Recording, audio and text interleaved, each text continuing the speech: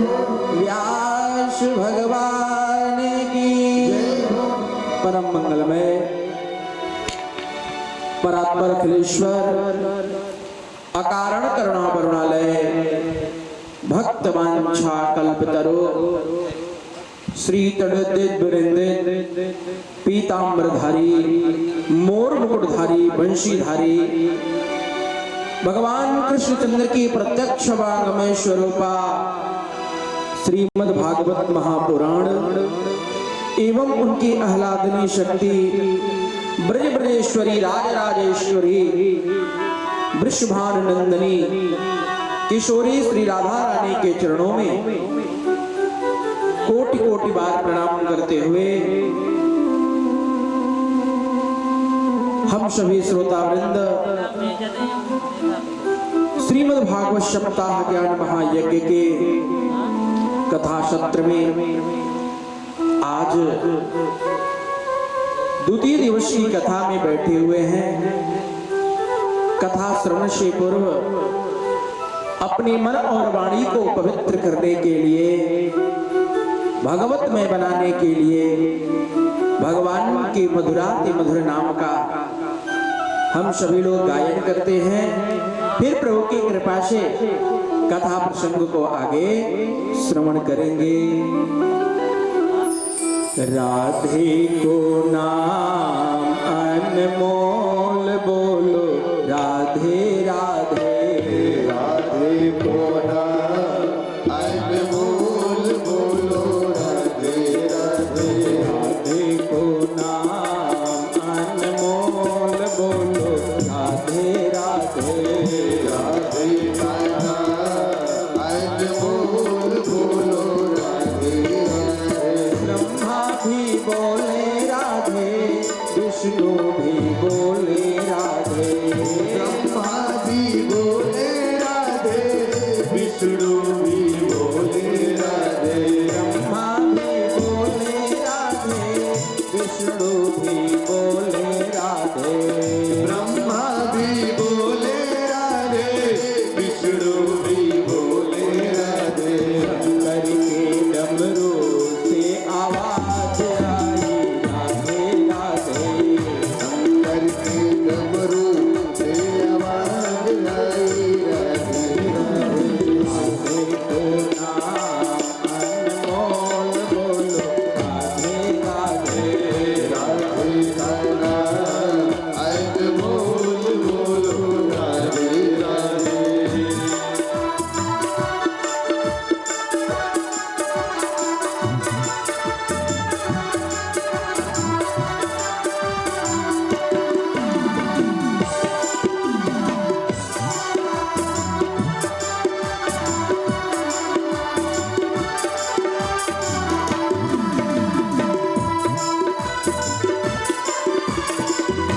जय हो।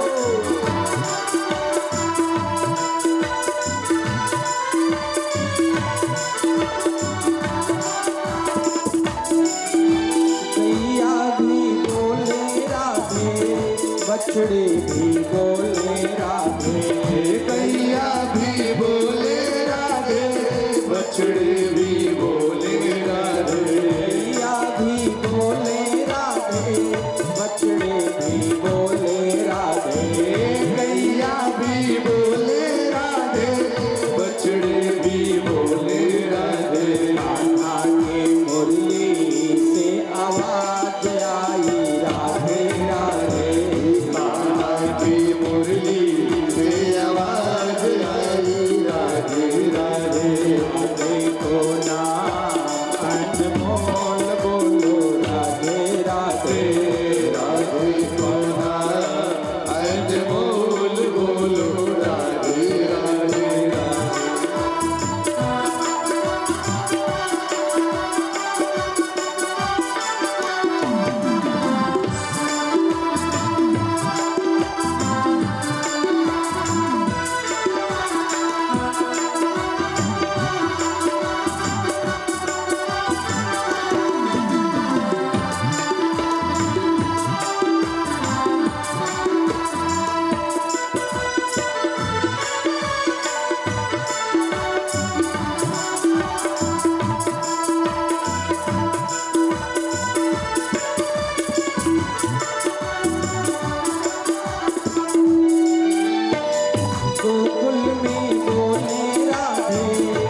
मधुबन में बोले राधे गोकुल में बोले राधे मधुबन में बोले राधे गोकुल में बोले राधे मधुबन में बोले राधे गोकुल में बोले राधे मधुबन में बोले राधे यमुना की धारा से आवाज आई राधे राधे यमुना की धारा से आवाज आई राधे राधे देखो नाम अनमोल बोलो राधे राधे राधे बोला अनमोल बोलो राधे राधे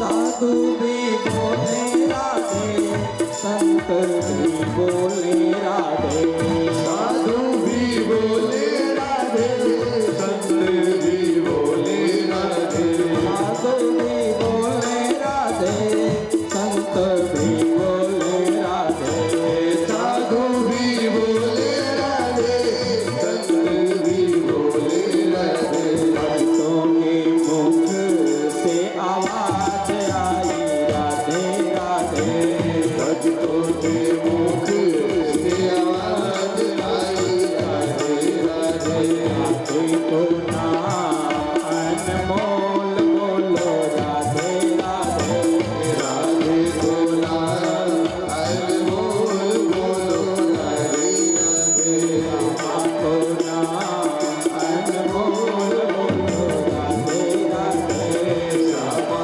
बोला अनमोल बोलो राधे राधे राधे राधे राधे राधे राधे राधे राधे राधे वृंदावन में राधे राधे गाँव में राधे राधे तुलसी में राधे राधे बरसाने में राधे राधे करा में राधे राधे धान गली में राधे राधे मान गली में राधे राधे गलियन गली में राधे राधे भैया बोले राधे राधे बाबा बोले राधे राधे राधे राधे राधे राधे राधे राधे राधे राधे राधे राधे राधे को नाम अनमोल बोलो राधे बोला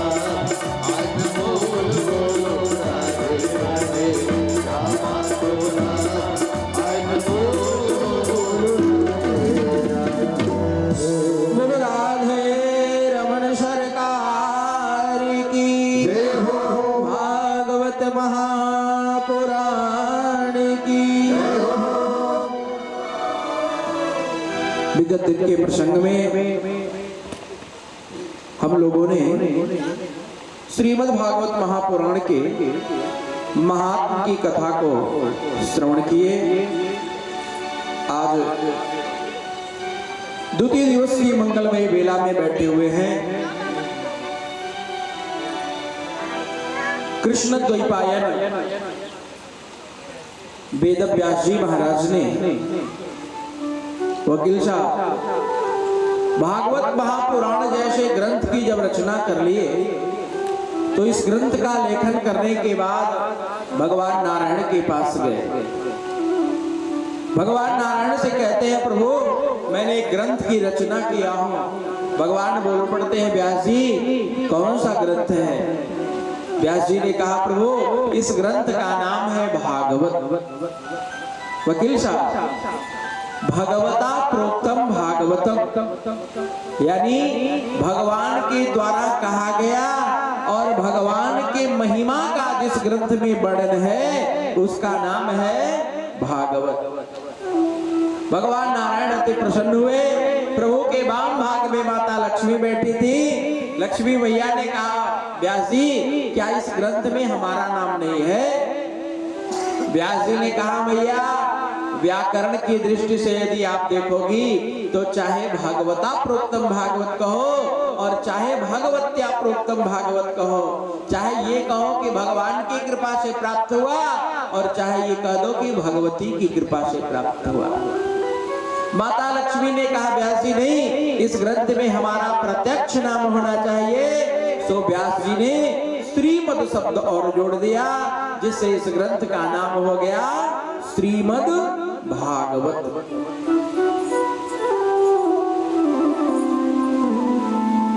यह श्रीमद भागवत महापुराण,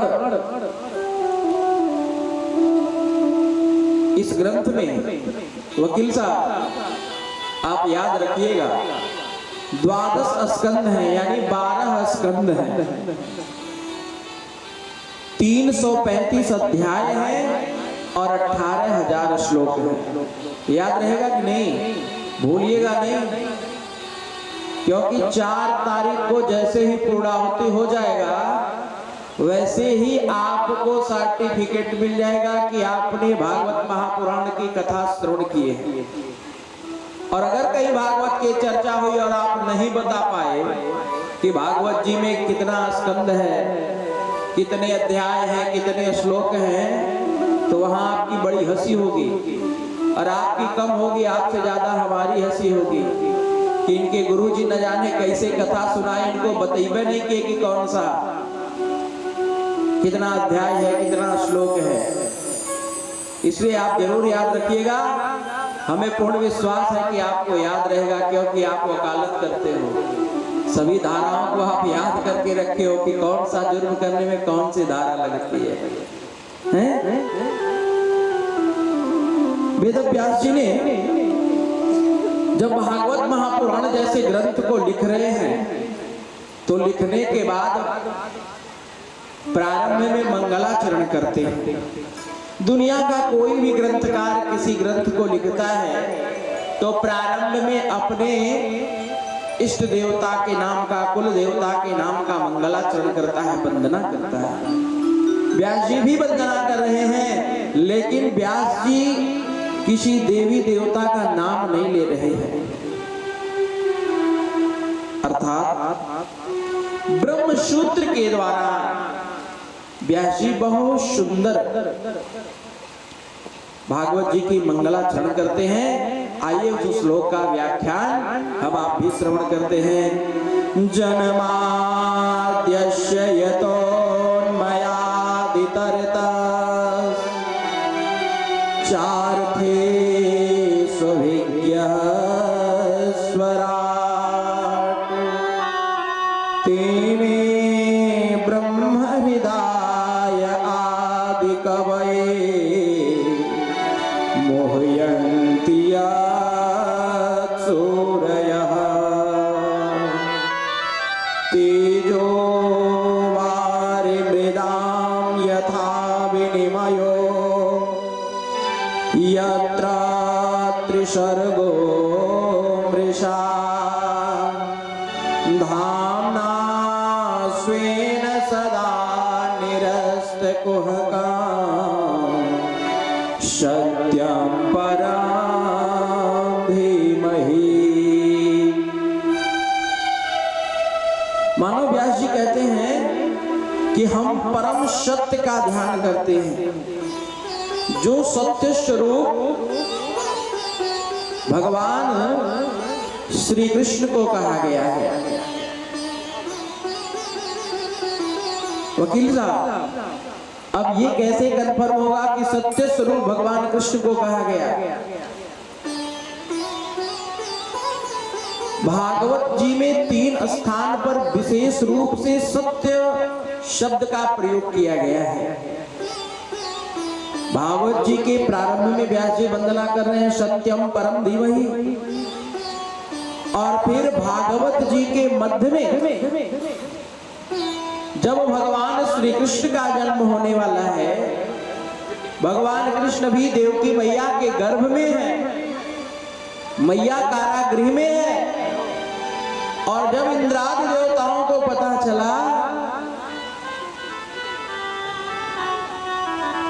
कि भगवान नारायण देवकी मैया के गर्भ से अवतरित होने वाले हैं, देवतागण आकर के गर्भस्थ भगवान की बड़ी सुंदर स्तुति करते हैं। सत्यव्रतम सत्यपर त्रिसत्या सत्यास्य योनि निहितां च सत्ये सत्यास्य सत्यामृत सत्यनेत्रां सत्यात्मकं त्वां शरणं प्रपन्नाः। इसलिए जो भागवत जी के मध्य में सत्य स्वरूप की स्तुति करते हैं, इससे यह पूर्ण रूप से कन्फर्म होता है कि सत्य स्वरूप परमात्मा कोई और नहीं, भगवान श्री कृष्ण है। और फिर भागवत जी के अंत में भी आया है, सत्यच्युतम विमलम विशोकमृतम सत्यम परम धीमहि। वकील साहब, भगवान परम शुद्ध हैं एवं माया से रहित हैं। शोक मृत्यु भय आदि उनके पास जाने का सामर्थ्य तक नहीं जुटा पाते हैं। हम उन्हीं परम पुरुष का ध्यान करते हैं जो सत्य स्वरूप है। व्यास जी महाराज क्या कहते हैं, जन्माद्यस्य यतः, जो भगवान अजन्मा है, आदि अंत से परे हैं, जो भक्तों के कल्याण के लिए वसुदेव जी के घर से प्रकट हुए, करे अन्वयादि तत्व, जो भगवान अजन्मा है, आदि अंत से परे हैं, जो भगवान जन्म लेते ही भाग गए इतरतः, अर्थात दूसरे स्थान पर चले गए। कहां जन्म लिए? मथुरा में मामा कंस के यहाँ कारागृह में, लेकिन जन्म लेने के कुछ समय के बाद ही भगवान गोकुल में नंद बाबा के यहाँ पहुंच गए। अर्थी सौविज्ञ, और भगवान जब गोकुल में नंद बाबा के यहाँ गए तो कंस के यहाँ बड़े बड़े मायावी दैत्य हैं, लेकिन उन मायावियों को पता नहीं चला। बोलो भक्तवत्सल भगवान की जय हो, गुरुदेव भगवान की जय हो। अर्थी सौविज्ञ, अर्थात भगवान जन्म मथुरा में लिए, लेकिन कब गोकुल पहुंच गए? कंस के यहाँ बड़े बड़े मायावी दैत्य हैं, लेकिन वो मायावी आज भगवान की माया के सामने फेंके पड़ गए। कहे स्वराट, जो श्री रामा मधुमंगल आदि ग्वालों के बीच में गोप के वेश में प्रतिष्ठित हैं, अर्थात अपने प्रकाश से सारी दुनिया को प्रकाशित करते हैं। तेने ब्रह्म हृदय आदि कवये मुह्यन्ति यत् सूर्यः, जिनकी विचित्र लीला को देख करके ब्रह्मादि देवता भी विमोहित हो जाते हैं। अर्थात भगवान श्री कृष्ण प्रेम वश जब वृंदावन के उपवन में बछड़ा और गाय चरा रहे हैं, ग्वाल वालों का जूठन खा रहे हैं, इस दृश्य को जब ब्रह्मा जी ने देखा तो देख करके आश्चर्य में पड़ गए। अरे ये कैसे भगवान, ये कैसा ब्रह्म हो जो ग्वाल वालों का जूठन खा रहे हैं? ब्रह्मादि देवताओं को भी जो विमोहित करने वाले हैं,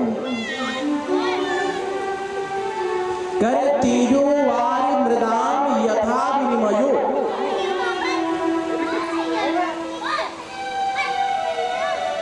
कन्हैया श्याम सुंदर जब अपने बांसुरी की ध्वनि को रब को छेड़ते हैं तो उस ध्वनि को सुनकर के कलकल नादनी कमल कमनीय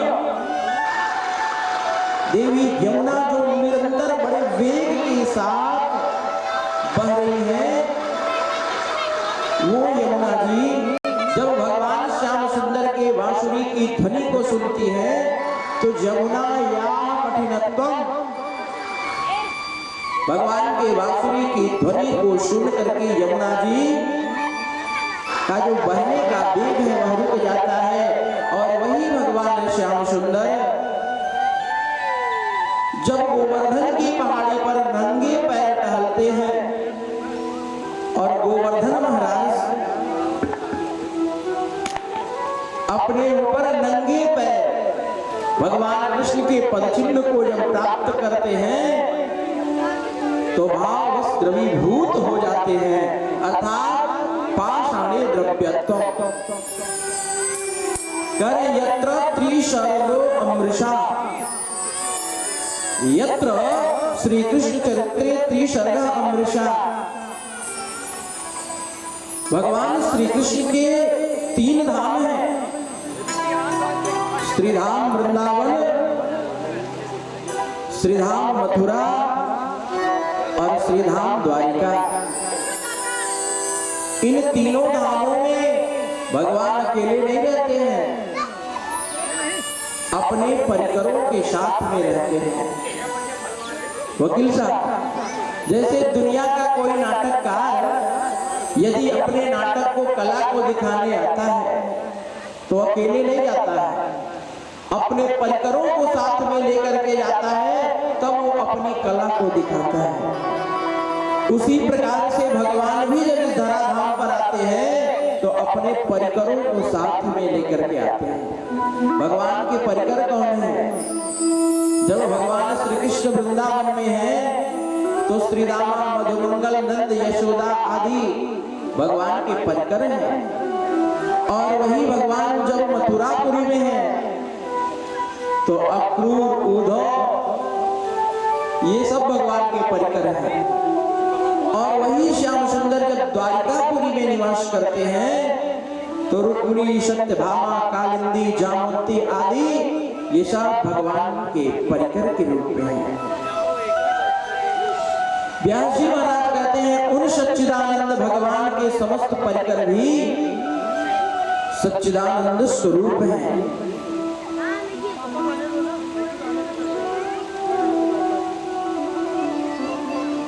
और धामना स्वेन सदा निरस्त कुहकम सत्यम परम धीमहि, मथुरा आदि धामों में रहने वाले भक्त जनों का भगवान श्री कृष्ण सांसारिक मोह प्रपंच समाप्त कर देते हैं। अर्थात जो भगवान कृष्ण मायापति होते हुए माया और माया के कार्यों से सदा सर्वदा अलग है, ऐसे सच्चिदानंद घन स्वरूप श्री कृष्ण चंद्र को हम सब मिलकर के ध्यान करते हैं, प्रणाम करते हैं। बोल कृष्ण चंद्र भगवान की। वकील साहब, भागवत जी के 2 श्लोक में व्यास जी ये बताते हैं कि भागवत की कथा का विषय क्या है। जो लोग भागवत की कथा सुनते हैं, सुनने वाले व्यक्ति का हृदय रूपी पात्र कैसा हो, और भागवत की कथा श्रवण करने से लाभ क्या मिलता है, ये 3 बातें इस श्लोक में बता रहे हैं। धर्म प्रोजित त्रवोत्र परमो निर्मल शरणां शता वेद्या वास्तवमत्र वस्तु शिवदा तापत्रयो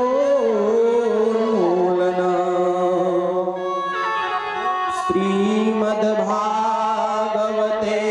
महामुनिकृते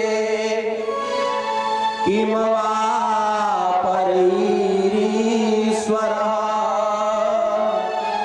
सद्यो हृद्यवरोद्धृतेऽत्र कृतभिः शुश्रूषुभिस्तक्षणा।